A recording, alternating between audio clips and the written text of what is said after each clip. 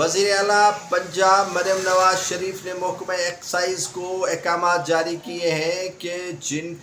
گھروں کی مالیت 50 لاکھ سے اوپر ہے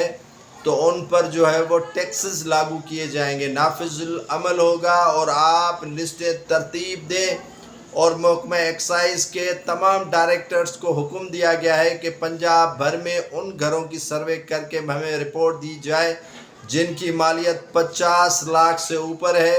ان پر جو ہے وہ ٹیکسز نافذ العمل ہوگی۔ اب پنجاب حکومت جو ہے وہ 50 لاکھ روپے کے مالیت کے تمام گھروں پر جو ہے وہ ٹیکسز نافذ کرنے جا رہی ہے۔ اسی طرح تمام صوبوں کو بھی